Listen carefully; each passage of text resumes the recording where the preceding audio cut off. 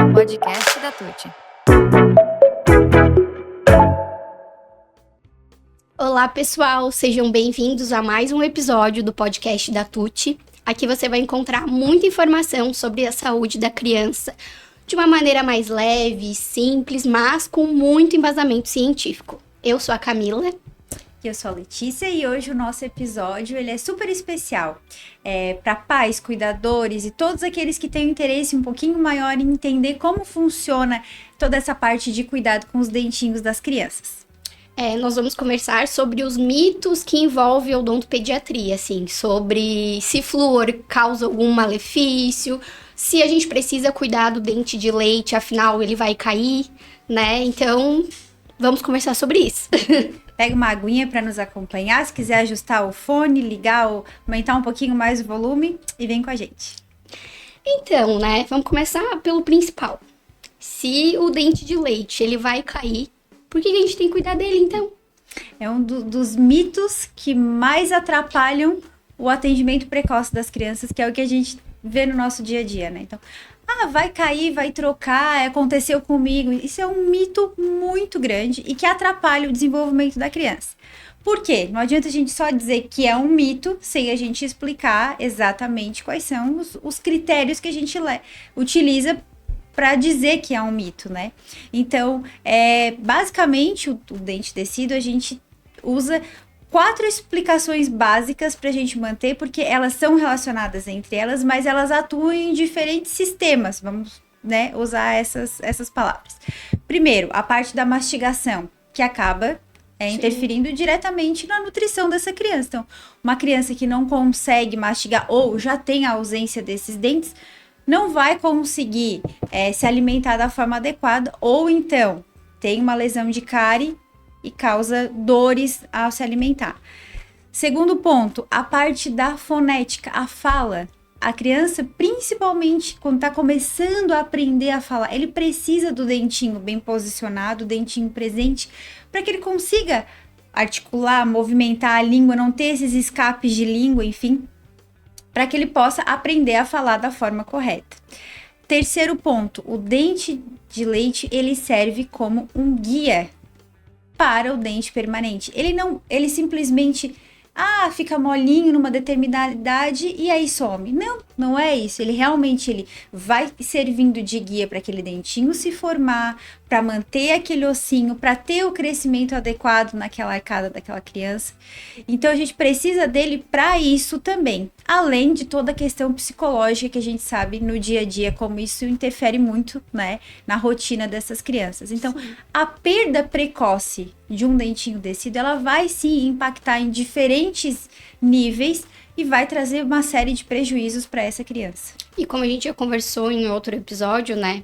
Tudo que acontece nesse dentinho de leite, ele pode refletir de algum impacto negativo até na formação do dente permanente. Exatamente. Então, há toda uma questão assim, né? E pensando já nisso, será que eu tenho que esperar o meu bebê, a minha criança, ter todos os dentes de leite para daí fazer a primeira consulta no dentista? Que é basicamente o que muitos pais acreditam, né? Então, assim, é mais um mito, né? Claro, se meu filho não tem dente, por que eu vou levar no dentista? No dentista, exatamente. Claro, o ideal que a gente conversa, né? É aquele atendimento com a gestante já. Só que a gente sabe que isso vai se propagando aos poucos, né? Não tem tanto essa questão que acaba sendo um pouquinho cultural também.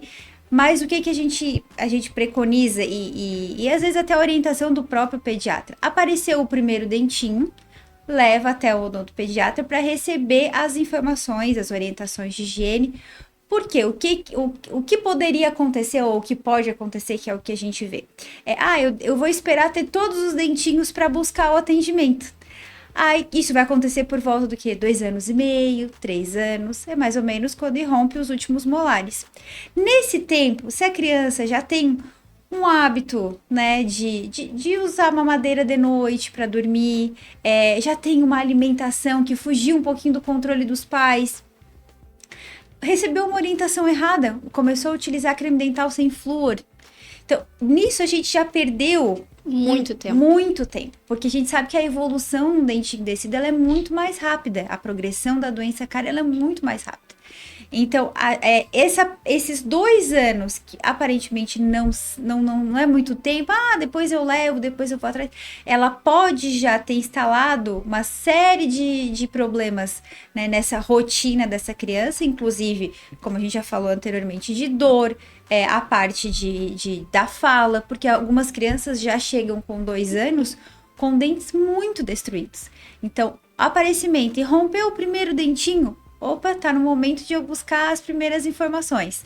E aí, a partir disso, de acordo com a realidade de cada família e com que a gente conversa, né, ao longo das consultas, a gente vai estipulando um cronograma de consultas preventivas. Mas apareceu o primeiro dentinho, procura um odontopediatra. E tu já tocou num assunto que eu também queria já perguntar aqui e levantar.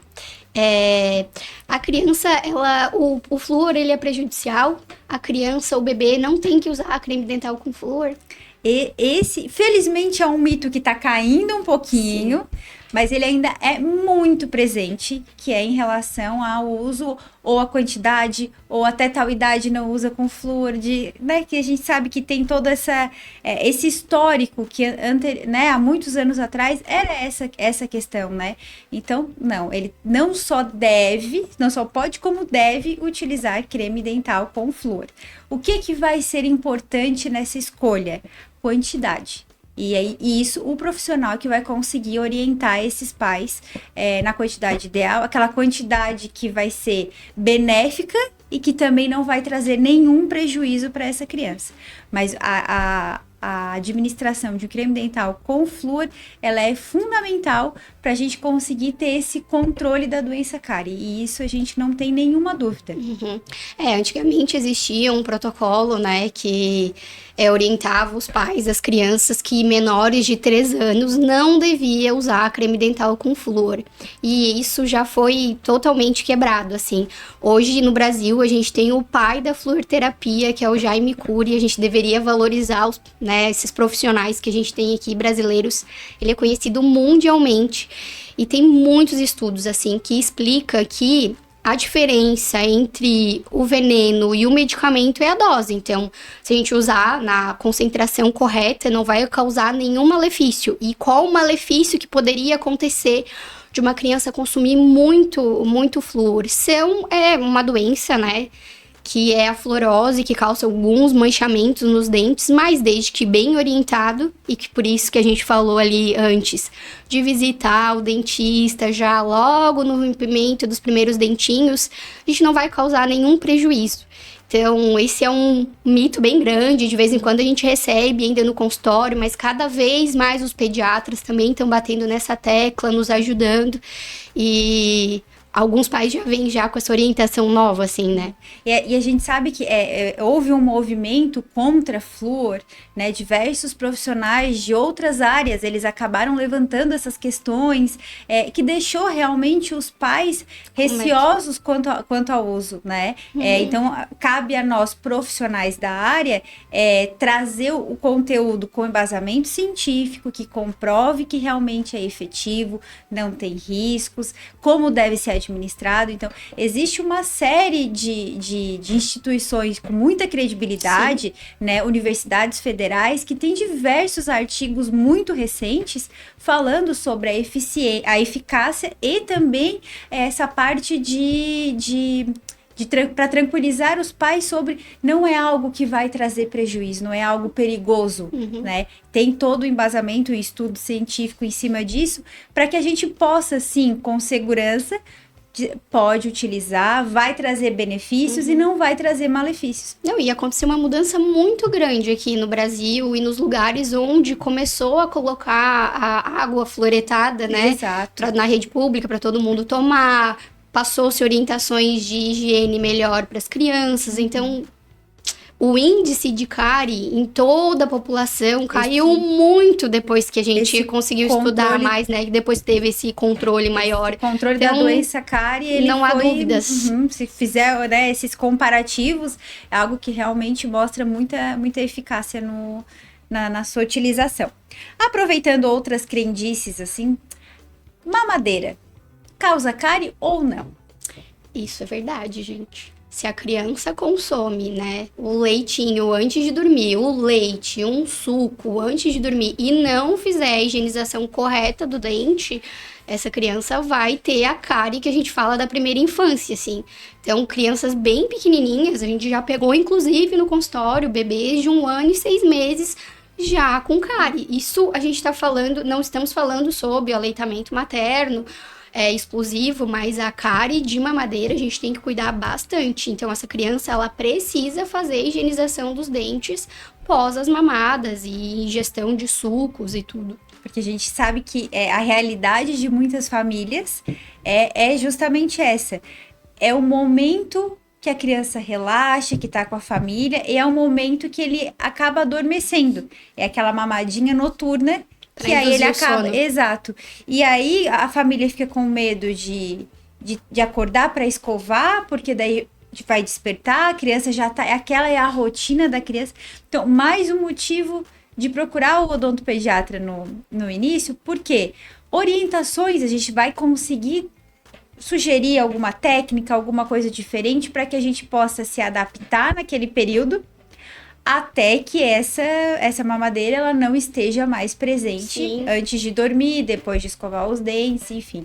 Né? Então a gente tem que se adaptar. E aí o odontopediatra ele vai ter esse papel importante diante da família, porque não vai cortar do nada, mas vai dar caminhos alternativos para que a gente possa ter um equilíbrio e remover essa mamadeira aos pouquinhos, de uma forma tranquila, sem trazer nenhum prejuízo para a família, porque a gente sabe que às vezes o transtorno ali aumenta um pouquinho. É difícil. Em relação a essa parte, né, alimentar, as crianças, algumas, né, têm diferentes paladares, enfim, e aí a família vem e nos coloca a seguinte situação: eu não sei como é que ele tem cárie, ele não gosta de doce. Ele só come salgado, não aceita. É só o doce que causa cárie? É porque, infelizmente, há açúcar escondido em algumas comidas que a gente nem faz ideia, né? Então, assim, a cárie, ela é açúcar dependente, mas não significa que a gente tá falando só do açúcar, do chocolate, da bala, do bolinho. Então, assim, a criança também que tem um consumo excessivo de pão branco, de bolachinha, de salgadinho, de iogurte, tá ali escondidinho aquele açúcar que a gente nem faz ideia e precisa ser higienizado. Com uma correta alimentação, com as orientações direitinho das escovações da higienização desse dente, daí sim a gente consegue equilibrar para a criança não ter cárie. Mas não é só o açúcar que a gente imagina do pirulito que causa, né? Por isso que a gente indica, às vezes, a consulta com uma nutricionista, né, pediátrica. Por quê? Porque às vezes tem criança, ela gosta muito de ketchup, desses molhinhos. Esses molhinhos também contém açúcar, né? E aquela coisa assim, é o açúcar escondido, aquela fermentação, que aí às vezes a gente não, né? Não, doce causa cárie porque doce, tem açúcar, é bala, é chocolate, enfim.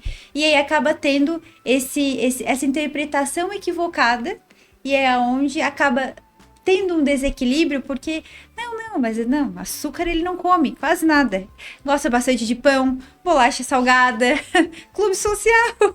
Adoro o clube social. É por isso que às vezes é legal a gente pedir também um recordatório, assim, durante as consultas. Me passa aqui mais ou menos o que ele gosta de consumir quando acorda, depois do almoço, na escolinha. E aí a lancheira da criança é o que a gente às vezes pega umas coisinhas assim que os pais nem imaginam que contém açúcar, né? Exato. E aquela coisa assim, às vezes a criança acostumada com um tipo de alimento não aceita, é muito carboidrato, é muita batata, né? E aí eles consomem aquilo várias vezes por dia. Se tá em casa, às vezes belisca aquilo a tarde inteira. Então, aquele desequilíbrio, junto com uma alimentação que a família não sabia que era rica em açúcar, acaba trazendo, assim, uma preocupação para quem da área da saúde, não só uma questão, nós como dentistas, mas também essa parte nutricional, né? Porque às vezes é um alimento que é mais fácil, de acesso mais fácil, mais rápido, né? De ofertar para a criança, e aí a gente acaba envolvendo dois problemas, né? essa parte de sódio, de gordura, e também, né, como resultado final, tanto uma obesidade como também os casos de doença cárie, que às vezes fogem um pouquinho do nosso controle por causa disso. Exatamente. Saindo um pouquinho da área da comida, que é difícil, até porque não somos profissionais para indicar, então por isso que a gente gosta dessa coisa multidisciplinar. Vamos falar um pouquinho de hábitos, que a gente sabe que é a parte talvez mais difícil do manejo quando a gente vai conversar com os pais e com essas crianças um pouquinho maiores. Chupeta realmente entorta os dentes? Sim, isso é verdade. Entorta os dentes, causa muitas outras alterações de posicionamento de dente, de posicionamento de arcada, de fala, até de alimentação. Às vezes, quando a criança tá com o dente muito torto, com a boquinha muito fechadinha, assim, o céu da boca muito fechadinho, até o fato, assim, de consumir muitos alimentos, assim, mais fibrosos, tem uma dificuldade. Então, assim, chupeta, qualquer chupeta vai causar uma alteração. Então, assim, hoje existe na farmácia uma infinidade de chupetas que prometem tudo. Que é próximo é igual ao peito da mãe, é a chupeta ortodôntica, mas toda chupeta vai causar uma alteração. Eu queria falar, né, pros pais que infelizmente não tem uma chupeta boa e todas vão causar alguma coisa. O que a gente precisa cuidar, e por isso a importância da consulta, né, é o tempo, a intensidade e a duração que acontece esse movimento. Então, se a gente usa, às vezes, em momentos pontuais, numa cólica ou para induzir o sono, talvez não vai ocasionar problemas muito grandes no futuro. Mas, conforme quanto mais essa criança usar, mais alterações vão ter. E não tem, assim, Né? o muito o que fazer. A gente tem que orientar os momentos pontuais. Mas o ideal é que essa criança, ela sugue o peito materno. Não existe a coisa mais maravilhosa do mundo para a formação óssea, para desenvolvimento do queixinho, para desenvolvimento de todas as funções respiratórias que a amamentação. Então, assim, um odontopediatra, ele defende muito a amamentação. Esse é o melhor bico que existe para tudo. E, inclusive, essas alterações, elas se estendem também para o uso pontual de mamadeiras, né? Porque a presença de um bico, né? Ela vai trazer toda uma alteração no posicionamento de língua, na deglutição, mesmo que você, só usa 1 ou 2 vezes por dia. Esse período, por isso também, o espaço de tempo que é utilizado também vai fazer muita diferença. Porque mesmo que seja pouco tempo utilizado, causa esse comportamento diferenciado, né? A forma de deglutição muda, o posicionamento de língua muda. Então, mesmo que seja pouco, ele vai causar alguma alteração. Exato. Então, nós, né, como odontopediatras, não incentivamos a prática do uso, né, da chupeta, mas a gente sabe como é difícil, porque hoje, infelizmente, né, nós mulheres precisamos voltar a trabalhar cada vez mais cedo, nós estamos com um bebê pequeno, que tem muita necessidade de sucção, às vezes a gente deixa na escolinha, na creche, a creche oferta, né, a chupeta com frequência. Então, assim, há toda uma questão que a gente entende, assim, que a gente precisa orientar, porque o pai bem informado, ele daí consegue, com bastante informação, tomar a decisão correta. Não, mesmo assim eu vou insistir e eu vou usar, mas eu sei do que pode causar. Então, a gente precisa munir, né, incentivar e explicar bastante essas situações para os pais. Porque daí é aquela questão assim, a gente sabe que tem a realidade de cada família, né? Como tem mães que precisam trabalhar, enfim, tem crianças que realmente têm dificuldade, tem pais que vão optar por isso. Não, eu quero ofertar a chupeta. Tem criança que não vai pegar, claro, mas os pais, eles tomam essa decisão de ofertar. Então, o papel do odontopediatria é o que a gente frisa muito, que é o que a gente tem como forma de trabalhar, enfim. Não trabalhamos com julgamentos. A família veio, a minha realidade me exigiu que eu tivesse que inserir isso na minha realidade, né? Acabei me repetindo na realidade, mas no meu dia a dia, é o que vai me facilitar, é o que permite que eu consiga deixar com alguém que é da minha rede de apoio. Então, a família vai naquele contexto que ele tem. Então tá, temos essa realidade, vamos trabalhar com isso. A gente vai orientar tempo, a gente vai tentar ir removendo ao pouco essa chupeta, enfim, mas sem julgamento, porque uma coisa que a gente fala, a gente estimula a amamentação, é claro que a gente vai dizer pra mãe que é muito importante amamentar, todos os benefícios que tem, mas é aquela coisa, não é o único benefício que ela vai trazer pro filho dela, é amamentar. Então, para que aquelas mães não se sintam pressionadas, não se sintam julgadas, porque isso hoje em dia a gente vê que acontece muito, né? Então, meu Deus, tu ofertou chupeta para tua filha e tu decidiu parar de amamentar. Aquela mãe sente um peso, uma pressão daquela escolha que, sabe, ela acaba, aquele vínculo, aquele momento tão legal acaba se perdendo no julgamento dos outros que não estão naquela realidade. Uhum. Então, essa conversa, então, não, eu ofertei, então eu vou buscar um profissional para que ele me oriente. O que eu faço a partir de agora? Eu tenho essa realidade. Por isso a necessidade das consultas com o odontopediatra. Uhum. Vamos nos adequar àquela realidade que nos foi ofertada e a partir disso a gente vai sugerir, indicar, claro, a gente vai dizer tudo o que o nosso conhecimento nos permite, o que a gente sabe que é bom ou que seria o ideal. Não podemos trabalhar dentro do ideal, então vamos trabalhar próximo a isso. O que a gente pode fazer? E tá tudo certo. E essa família tem que se sentir acolhida da mesma forma. Porque muitos pais nos relatam isso.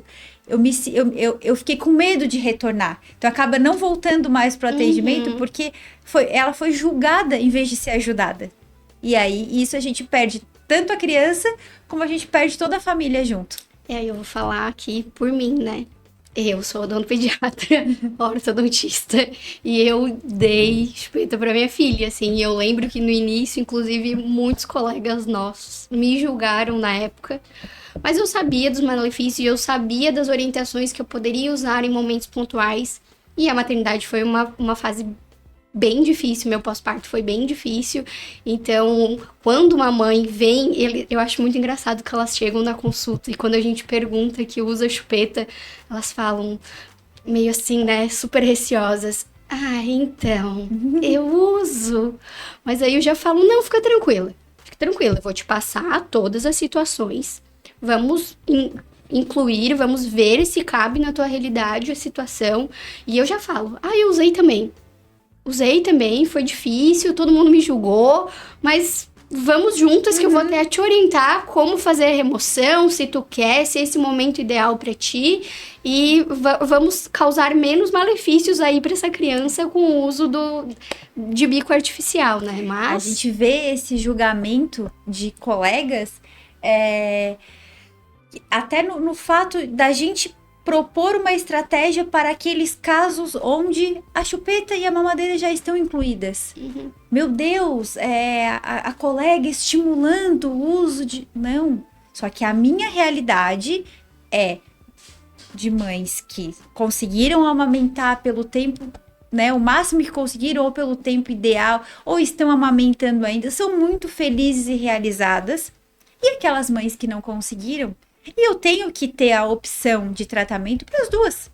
Exato. Então, essa falta de empatia, às vezes esse julgamento até é muito, muito grosseiro, ele é muito ofensivo, às vezes, com essas mães, e inclusive com né, nós, profissionais, assim, que vimos o outro lado, não de uma forma ruim, né? A gente tenta abraçar essa família da mesma forma. Também somos julgadas e às vezes condenadas e colocadas em grupos, meio que tipo assim, vou te ensinar como é que se, né?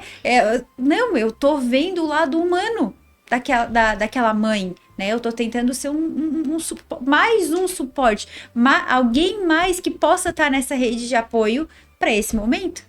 E muitas vezes a gente é mal interpretada por isso. Eu ouvi uma vez num curso, uma mãe, o menino já tinha 10 anos, e a mãe ainda dava mamadeira para ele. E muitas meninas nesse curso super julgaram essa mãe. E elas falando, meu Deus, que absurdo que tu ainda dá mamadeira pro teu filho de 10 anos. E nisso, veio um professor meu e chamou a mãe no canto. Primeiro tirou todas dali e falou, não, vocês não podem julgar essa mãe, vamos entender também o que tá acontecendo. E ela falou que ela tinha uma rotina de trabalho de mais de 12 horas.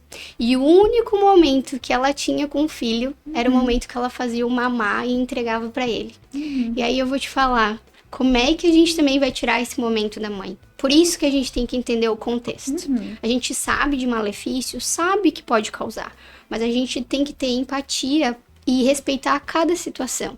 E é por isso que a nossa consulta é tão diferente, sabe? A gente não é puxar para o nosso lado, mas eu acho que a gente tem muito disso na nossa consulta, da gente tentar entender a realidade de cada família, né?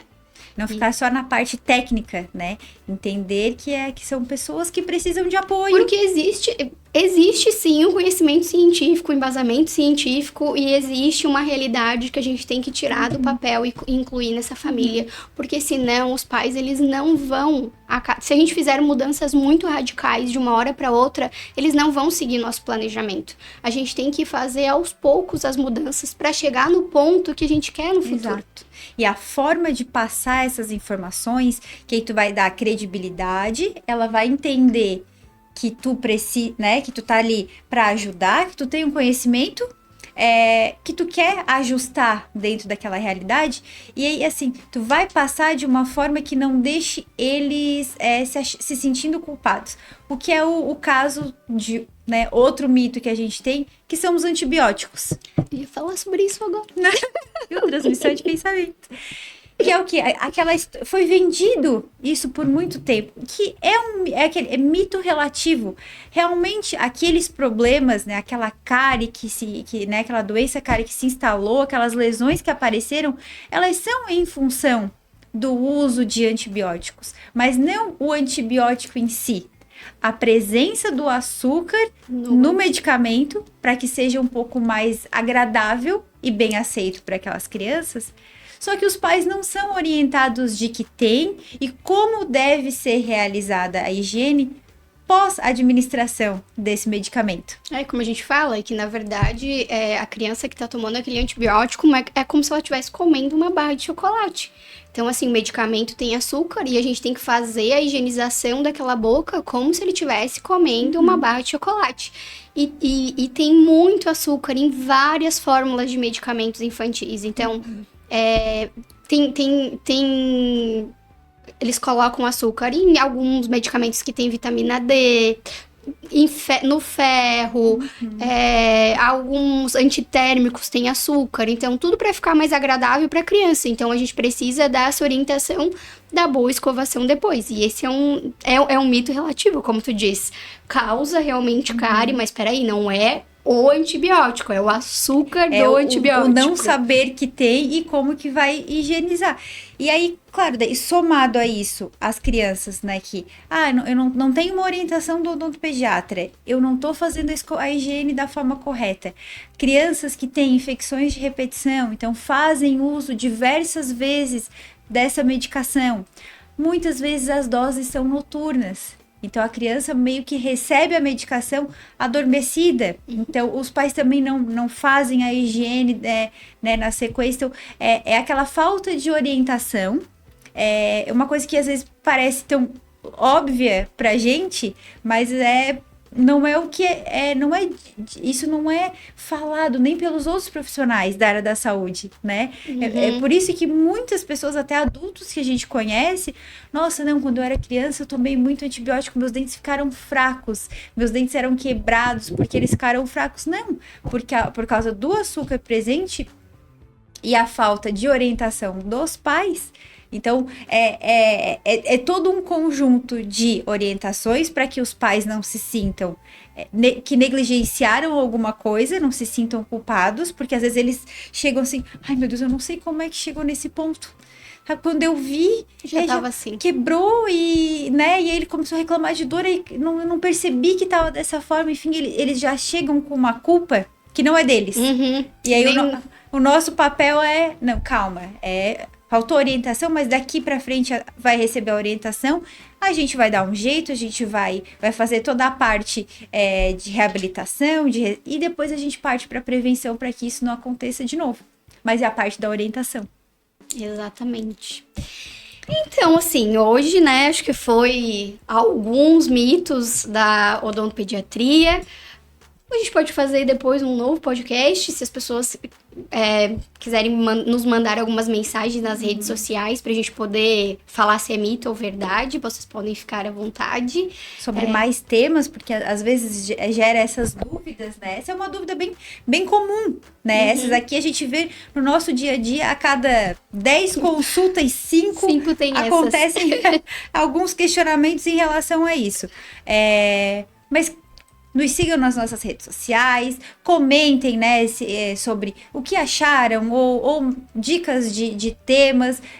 Nós estamos organizando uma sequência de temas que seja legal para todo mundo escutar, pais, avós, educadores, enfim. O público pode até tirar algumas dicas que podem ser incluídas no universo adulto também, os pais podem aproveitar. Espero que vocês tenham gostado, a gente tem feito isso com muito carinho para vocês, e muito obrigada por ter ficado com a gente. Um beijo. Obrigada por nos ouvirem. Até o próximo podcast da Tuti.